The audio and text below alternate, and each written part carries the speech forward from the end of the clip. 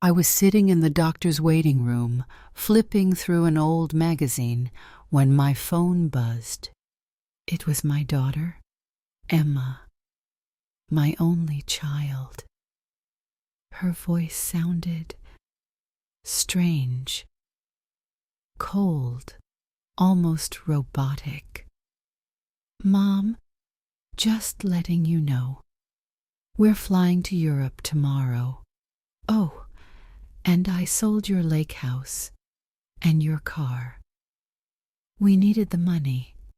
Take care, okay?" And then she hung up, just like that. I sat there frozen, surrounded by strangers coughing and checking their watches, wondering if I'd heard her right. I raised that girl alone after her father passed.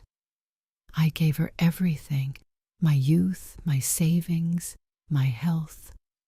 And in 1 minute, she threw me away like an old coat. But instead of crying, something inside me clicked. I took a slow breath and smiled, because there was something my dear Emma didn't know. My name is Clara Bennett.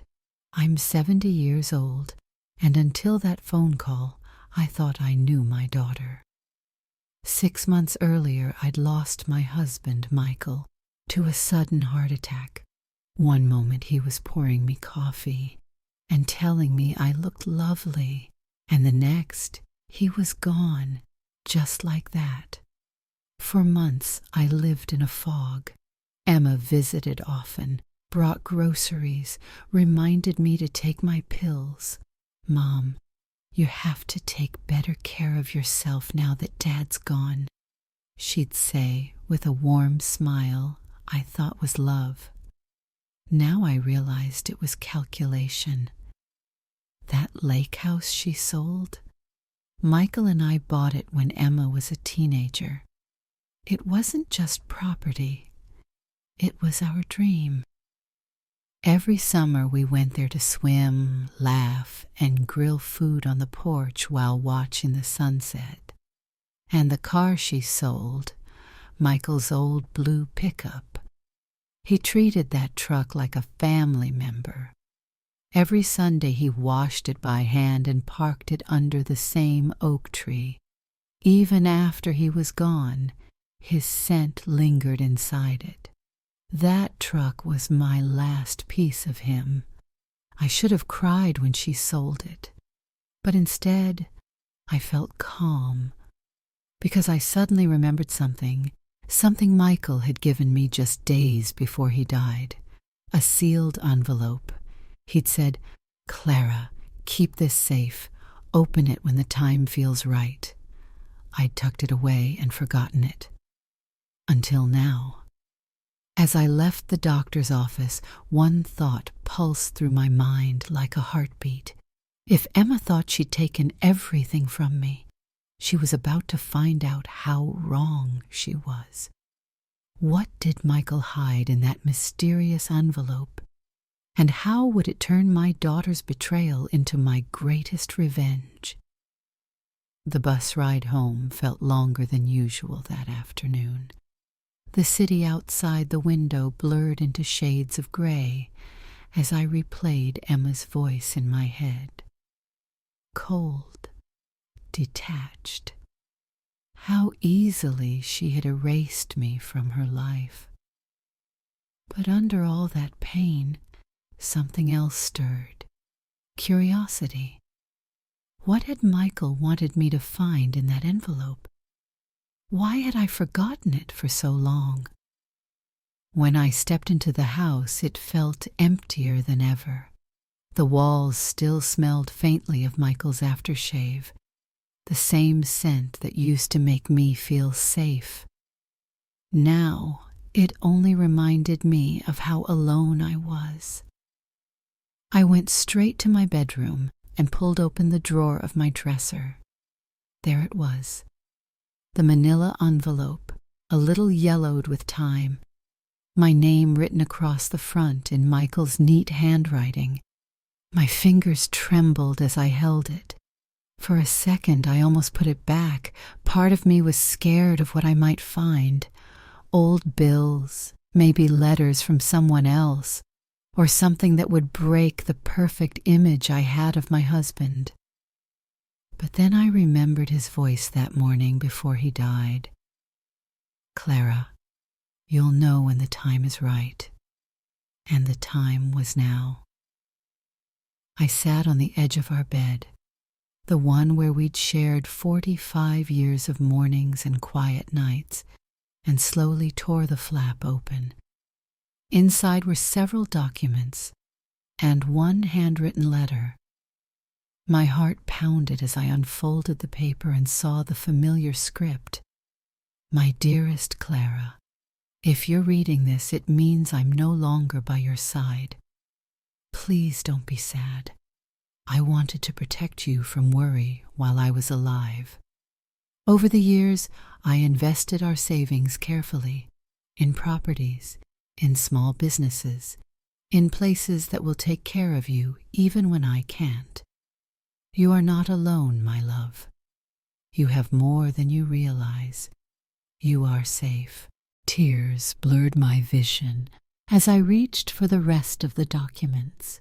There were property deeds, multiple addresses, including an apartment complex downtown, a beach motel, even a small art studio. Bank statements followed, with numbers so large they made my breath catch. Michael, a bus driver for 40 years, had somehow built a fortune. Quietly, patiently, for me. And suddenly, I understood why he never wanted Emma to handle the finances. "You know our daughter, Clara," his letter continued. "If she ever found out how much we had, she would change. I wanted her to love us for who we are, not for what we own." A bitter laugh escaped my lips. The irony was painful. Emma had sold the lake house thinking it was all I had, never realizing it was just one piece of a much bigger picture. That night, I couldn't sleep. I wandered through the house, touching every photo, every memory. I stared at Emma's smiling face in the old family portrait and whispered, "You think you took everything from me, sweetheart. You have no idea what I still have. But what would Clara do with this secret fortune? And how would she use it to teach her daughter the lesson of a lifetime?" The next morning the sun rose softly through my curtains, but for the first time in months I didn't feel the usual heaviness pressing on my chest. I brewed myself a cup of coffee, just the way Michael used to make it, with a splash of cream and one sugar cube, and sat at the kitchen table with the documents spread out in front of me. Each paper felt like a secret piece of the man I had loved for nearly half a century. My Michael, the quiet, humble bus driver everyone thought had lived an ordinary life, had been building an empire in silence, and now it was all in my hands. Emma thought she'd left me penniless, but in truth, she had only set me free. For the first time, I didn't feel like a helpless old woman.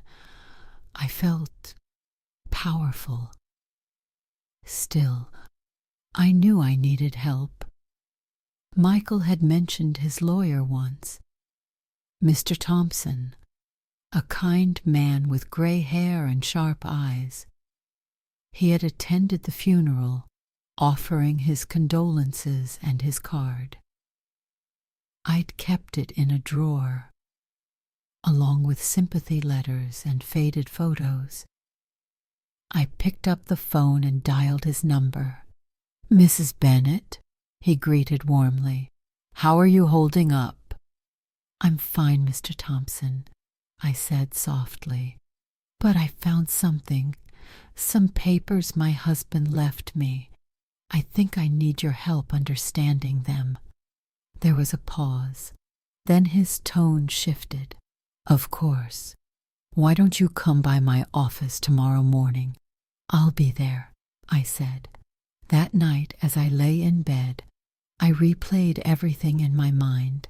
Emma's cold goodbye, Michael's letter, the long-forgotten fortune. My heart no longer ached. Instead, it burned with quiet determination. If my daughter thought I would sit here and wither away, she was mistaken. The next morning, I dressed carefully. I chose my burgundy dress, the one Michael always said made me look elegant, and pinned my hair up neatly. For once, I didn't see a broken widow in the mirror. I saw a woman ready to rise again. Downtown, Mr. Thompson's office was in an old building with marble floors and the faint scent of paper and polish. When I showed him the documents, his eyebrows lifted. "Mrs. Bennet," he said, flipping through the pages, "this is far more than I expected. Your husband was very smart. He structured everything legally. Every asset here belongs to you." I nodded slowly, trying to absorb his words. "So it's all real?" "Completely. You own these properties, the bank accounts, the business shares, everything." He paused and leaned forward. "But one thing concerns me. According to these papers, your daughter sold your house without authorization. That sale is invalid." A slow smile crept across my face. "So you're saying I can get it back?" "Easily," he said. "And if you want, we can press charges for fraud." I shook my head. "No, Mr. Thompson. No courts, no headlines. I have a better plan." He studied me for a long moment. "What kind of plan?" "The kind that doesn't just punish," I said quietly. "The kind that teaches." As I left his office, the autumn wind brushed against my face, cool and sharp. For the first time since Michael's death, I felt alive. Clara had money, power, and a plan, but how would she use them to make her daughter face the truth without suspecting a thing? For the next few weeks, I played my part perfectly. To the neighbors, I was still the fragile widow left behind by her selfish daughter. I wore plain clothes, walked slowly, and spoke softly. People pitied me, and I let them. "Poor Mrs. Bennet," they whispered. "Her daughter ran off with all her money. Such a shame." They didn't know that every night when the curtains closed, I turned into someone else entirely. I was no longer the woman who'd lost everything. I was the quiet mastermind behind a plan that would change everything. Mr. Thompson called me regularly with updates. "Mrs. Bennet," he said one morning, "we've successfully canceled the sale of your lake house. The buyers were innocent. They got their money back. The property is yours again." I smiled. "Excellent. And the apartment complex my daughter lives in?" "That's more complicated," he said. "Technically, you've always owned it through your husband's company, but we're updating the paperwork so you'll have direct control. It may take a few more weeks." "Perfect," I said. "And Mr. Thompson, no one can know it's me behind this. Not yet." He hesitated. "You're planning something, aren't you?"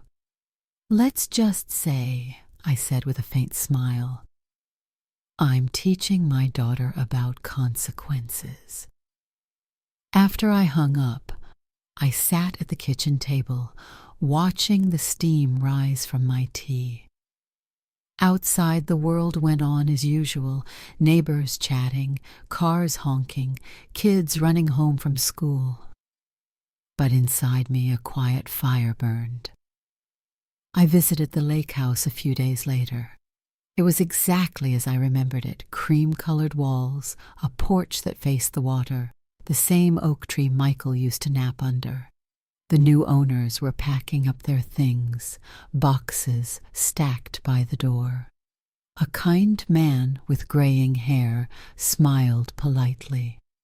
"Are you Mrs. Bennet?" "Yes," I said softly. He nodded with sympathy. "We were told you were very ill and had to sell quickly. I'm so sorry for everything you've been through." My stomach twisted. Emma had lied to them too. She'd told people I was dying just to sell faster. I forced a smile. "Thank you. I'm feeling much better now." When I left, I sat on the bus back to the city, staring out at the ocean. Emma hadn't just stolen from me. She had erased me, turned me into a helpless ghost in her story. But she was about to learn that ghosts can rise again. That night, I called Mr. Thompson once more. "There's one more thing I want back," I said. "Michael's truck, she sold that too." He sighed. "That will be harder. Your daughter used a power of attorney you signed after your husband's death. She had legal permission." I froze. "I signed that? When?" "Shortly after the funeral. She probably said it was to handle the estate." The realization hit me like a wave. I had signed my trust away while drowning in grief. I took a deep breath. "Can we challenge it?" "Yes," he said. "It will take time, but we can prove you signed under emotional distress." "Do it," I said. "I want everything back. Everything." I hung up the phone and looked around my small, quiet kitchen. My daughter had taken my things, my peace, and almost my dignity. Almost. Now I was going to take back not just what was mine, but her illusion of control, too. Clara had the money and the plan, but could she stay hidden long enough to make her daughter's world collapse on its own? Days slipped into weeks, and I learned to live two lives. In the mornings, I was the same poor, lonely widow everyone pitied. I walked to the market with a small basket, always buying just enough to make it look like I was surviving on scraps. I smiled politely when people whispered, "Poor Mrs. Bennet. How cruel her daughter must be." And every time they said it, I smiled inside, because while they pitied me, I was quietly reclaiming everything my daughter had stolen. By afternoon, when the neighborhood settled into silence, I became someone else entirely. I'd sit at my kitchen table with stacks of papers, property documents, legal forms, letters from Mr. Thompson, and plan my next moves. He called me regularly now, his voice filled with admiration. "Mrs. Bennet, I have news. The ownership transfer is complete. You now have full control of all your properties, including the apartment building where your daughter lives." I leaned back in my chair, the weight of the words settling in. "You mean," I said, "my daughter is living under my roof, and she doesn't even know it?" "That's correct," he said. "Officially, she's your tenant through the company. Unofficially, well, she's still very much unaware." I couldn't help but laugh softly. The irony was delicious. Emma had taken everything she thought I owned, only to end up paying rent on a property that belonged to me all along. Good, I said. Don't make any moves yet. Let's keep it quiet for now. Every evening, I'd walk through the neighborhood, pretending to be fragile and forgotten. The same people who pitied me would stop to offer help. "Clara, do you need groceries?" asked Mrs. Green from next door one day. "Oh, no, dear," I said with a tired smile. "I'm fine, really. My daughter left me enough to manage." She touched my hand, eyes filled with sympathy. "You're so strong. I don't know how you do it." If only she knew. What none of them realized was that I was running a silent empire from that tiny kitchen table. My husband's businesses were thriving, my properties were generating income, and Mr. Thompson had begun reinvesting part of the profits. Behind the mask of a struggling widow, I was wealthier than ever. But even as my plan moved forward, something unexpected began to stir inside me. Every time I passed the photo of Emma as a little girl, her face smeared with ice cream, her curls bouncing in the wind, I felt a small ache, a whisper of the mother in me that still wanted to protect her, not punish her. I brushed the thought away. She had made her choice, and soon she would have to face what that choice cost her. Then one afternoon, Mr. Thompson called with news that made my heart race. "Mrs. Bennet," he said, "I thought you'd want to know. Your daughter and her husband are in financial trouble abroad. The bank has started contacting their old creditors here." "Trouble?" I asked, pretending to sound surprised. "Yes, quite serious.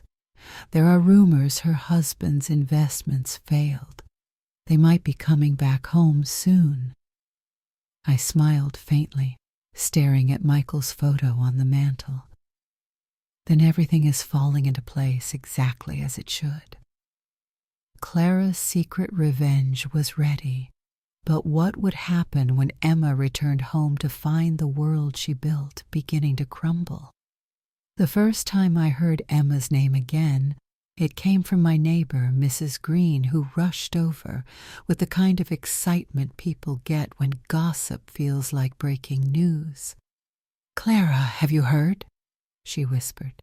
"Your daughter's husband is in trouble with the banks. Some big loans went bad. I think they're being investigated." I smiled faintly, pretending surprise. "Oh dear, I hope they're all right." Inside, I knew exactly what was happening. Mr. Thompson had already called me earlier that morning. "Mrs. Bennet," he said in his calm, careful voice, "Edward, your son-in-law, has several outstanding loans. He used the apartment they live in as collateral." I let out a soft laugh. "That apartment belongs to me now, doesn't it?" "Yes," he replied. "He just doesn't know it yet." The irony was almost poetic. My daughter's husband had borrowed money against property he didn't even own, and soon that lie would come crashing down on both of them. Within a week, the whispers grew louder. Emma's European trip, the one she'd sacrificed me for, had turned into a disaster. The supposed business investment had collapsed, their accounts frozen, and their fancy plans dissolved overnight. Mr. Thompson kept me informed, always one step ahead. "The banks are demanding payments," he told me. "If they can't settle, they'll lose everything. They'll have to return home."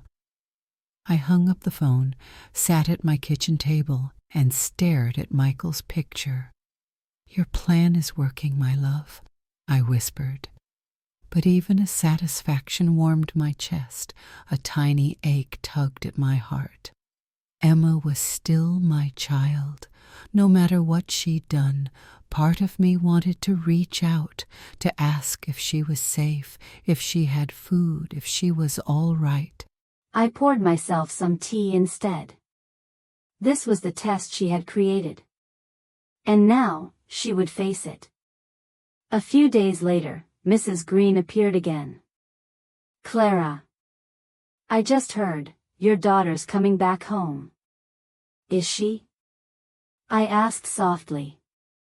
"Yes, dear. Without her husband.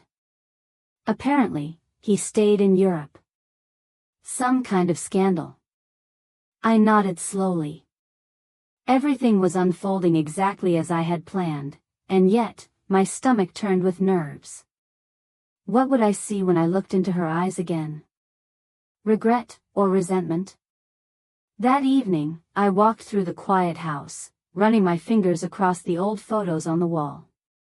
Emma at 5, laughing with an ice cream cone. Emma at 16, rolling her eyes while Michael took her picture. I had loved her through every version of herself, the innocent child, the proud woman, even the cold stranger who betrayed me. But now, she was about to meet a version of me she had never seen before. The next morning, Mr. Thompson called again. "Mrs. Bennet," he said, "your daughter landed last night. She's at the apartment, alone." I smiled. "Then it's time." "Time for what?" he asked. "For her to learn who truly holds the keys to her world." Emma was finally back home, broken, betrayed, and unaware that her mother now owned everything around her. But how would Clara greet her daughter, with love, or with the cold truth she had earned? I woke up earlier than usual that morning. The house felt different, too still, too quiet, as if it knew something big was coming. Emma was back in town. After all these months of silence, all the pain she had caused, the woman who'd sold my memories for money was finally returning to the doorstep she'd abandoned. I spent the morning tidying up the kitchen and making coffee. My hands moved calmly, but inside, my heart raced. I didn't know what I would say when I saw her. Would I be angry? Cold? Forgiving? Before I could answer that, the doorbell rang. When I opened it, I barely recognized her. The confident, polished woman who had once waved from airport lounges and posted pictures from Paris was gone.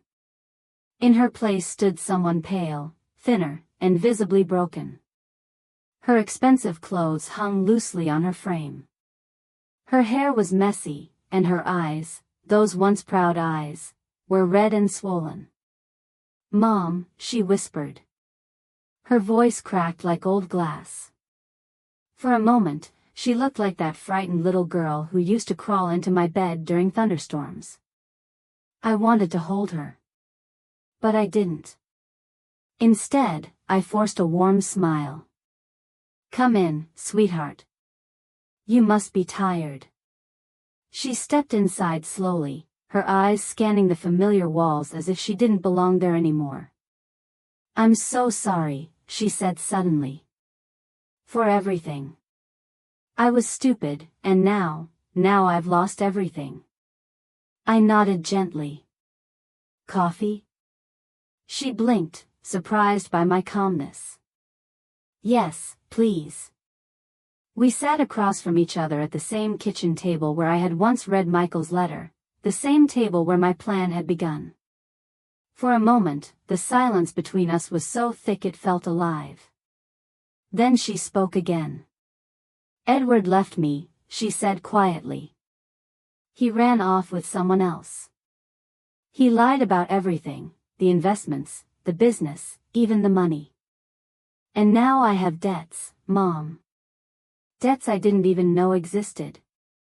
They're saying I could lose my apartment." I stirred my coffee slowly. "Your apartment?" I repeated, pretending not to know the truth. She nodded, tears filling her eyes. "Yes, and I don't know where to go or what to do." "Mom, can I stay here? Just until I figure things out?" There it was, the moment I had been waiting for.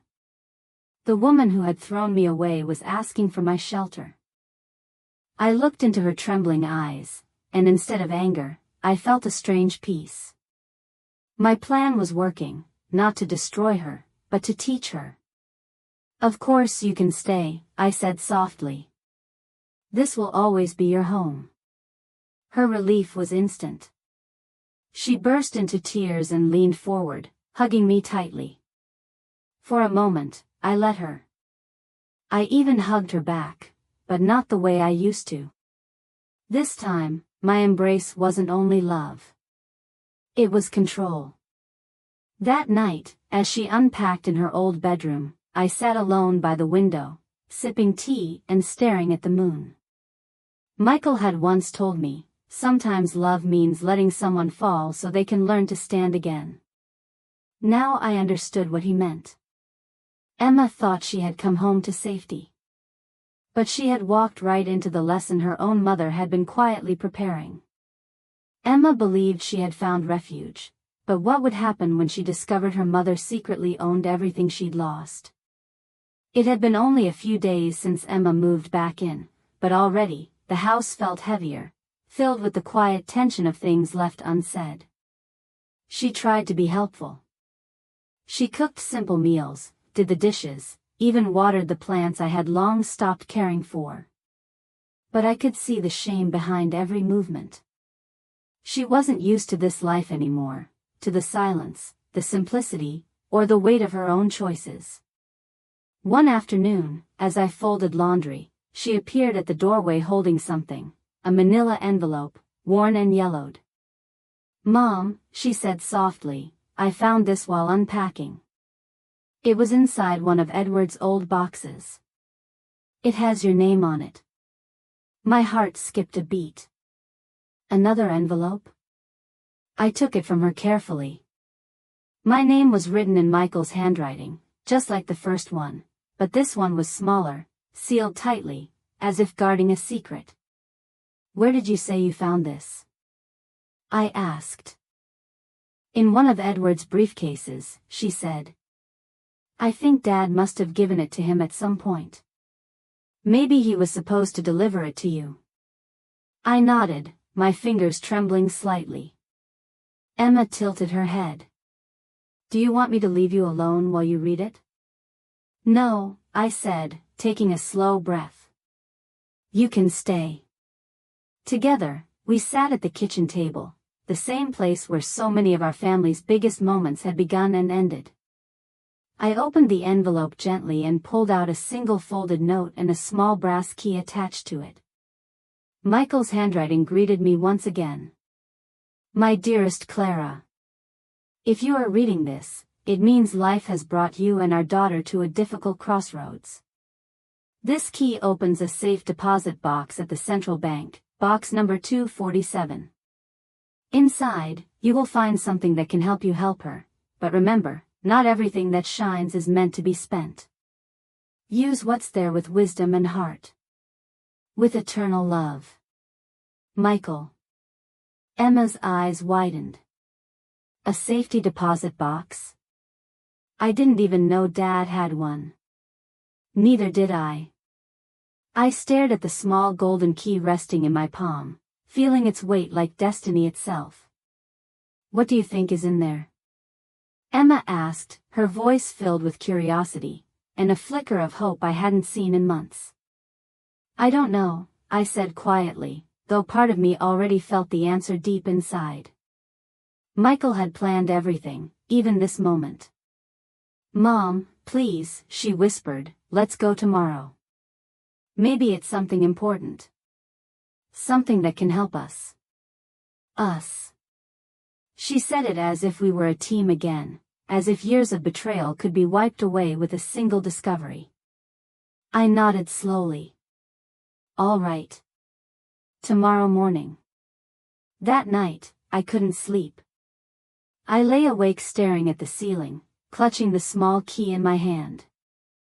For months, I had been the one in control, guiding every step, every secret. But now, Michael's final surprise had tilted the board again. I didn't know what waited for us inside that box, but I did know this: whatever it was, it would change everything once more. What hidden treasure, or truth, did Michael leave behind, and would it heal the distance between mother and daughter, or break them apart forever? The next morning felt heavier than most. The sky was overcast, as if the world itself was holding its breath. Emma and I hardly spoke as we rode the bus downtown. She kept glancing at the small golden key in my hand, her fingers nervously twisting the strap of her purse. When we reached the bank, the guard led us to a quiet room lined with polished metal boxes. My heart thudded with every step. Box number 247, Michael's final secret. The bank officer verified my ID, turned the key in the lock, and stepped back politely. The door swung open with a soft click. Inside sat a black velvet pouch and a folded letter, sealed with Michael's initials. Emma's eyes widened. "Jewels," she whispered as I untied the pouch. Inside were dozens of sparkling pieces, necklaces, rings, brooches, each glimmering like captured starlight. Some I recognized as family heirlooms, others I'd never seen before. The officer gave us privacy and left the room. "Mom," Emma breathed, "this must be worth a fortune." I opened the letter with trembling hands, and Michael's familiar handwriting filled the page once again. "My dear Clara, if life has brought you to this letter, it means you and our daughter are standing at a moment of truth.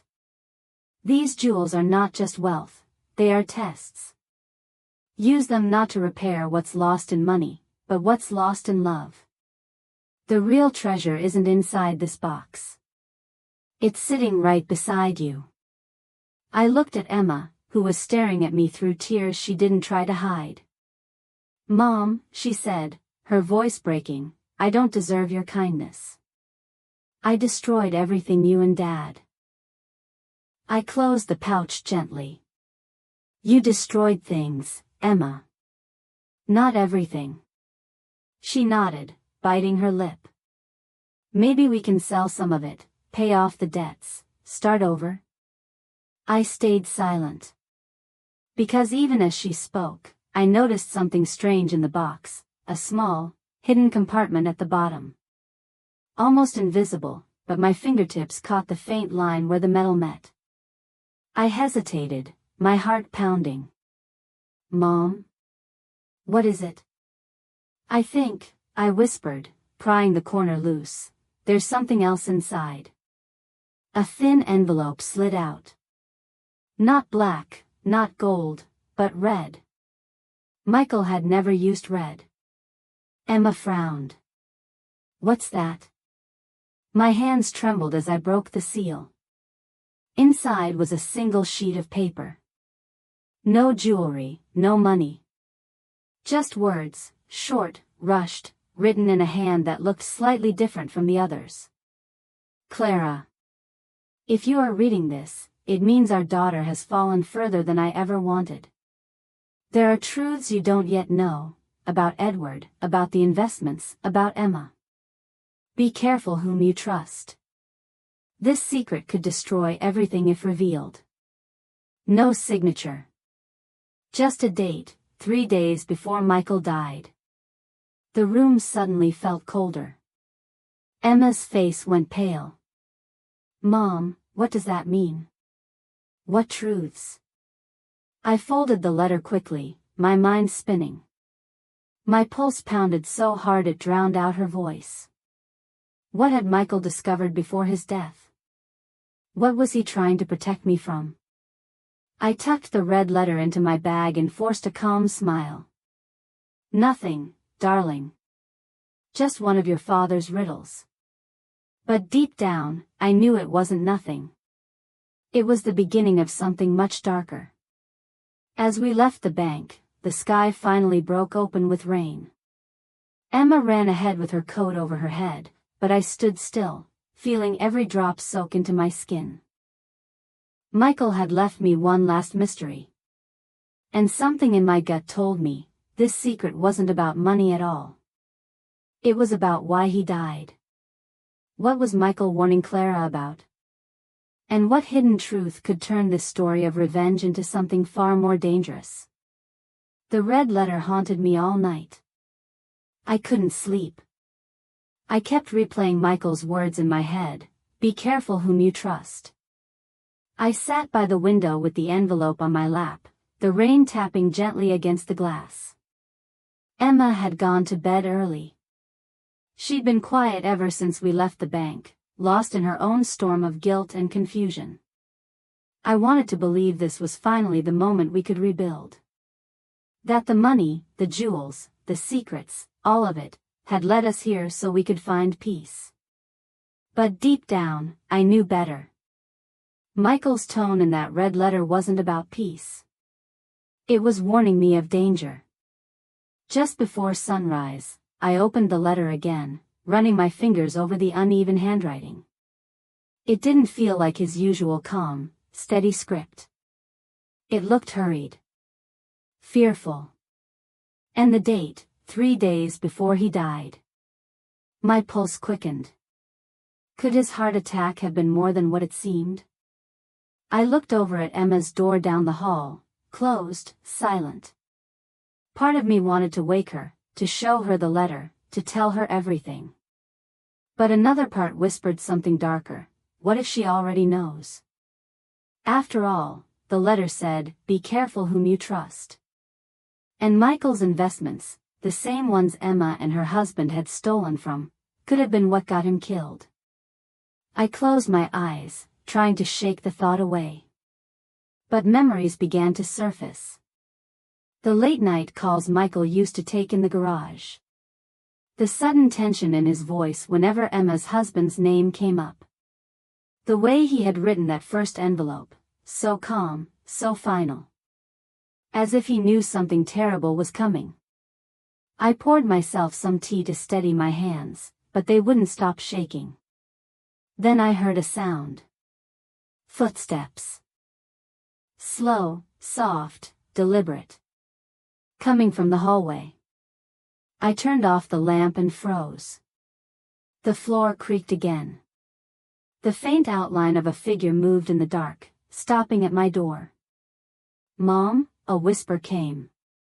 "Emma." But something in her tone felt off. "Yes, sweetheart," I said carefully. She stepped into the dim light, her face pale. "I couldn't sleep," she said. "I kept thinking about the letter Dad wrote. The one you said was nothing." My heart skipped. "Emma, I told you." She interrupted me, her voice trembling. "Mom, I saw it. You dropped it earlier. I read it." For a moment, silence filled the room. Then she whispered, almost to herself, "I think Dad was killed. And, Mom, I think I know who did it." The cup slipped from my hand and shattered on the floor. "Emma," I whispered, my throat dry. "What are you talking about?" Tears welled in her eyes. "I didn't mean for any of it to happen. I thought Edward just wanted to borrow money, but he knew too much about Dad's accounts. Her voice broke. "He was there the night Dad died." The room spun. Every cell in my body went cold. The truth, the one Michael had tried to protect me from, was finally breaking through. And it wasn't about money. It was about murder. I stood slowly, gripping the edge of the table for balance. "Emma," I said softly, "you need to tell me everything." She shook her head, panic flashing in her eyes. "I can't. He'll find out I told you. He's back in town, Mom. He's looking for that red letter." My breath caught. "Edward?" She nodded. "He doesn't know you found it yet. But he will. And when he does." Before she could finish, the sound of a car engine rumbled outside. Headlights flashed across the window. We both froze. Emma whispered, her voice barely audible, "It's him." Edward's car idled outside the house. The man who may have killed Michael was back, and Clara still held the one secret he'd kill for. Would she protect her daughter this time, or expose her once and for all?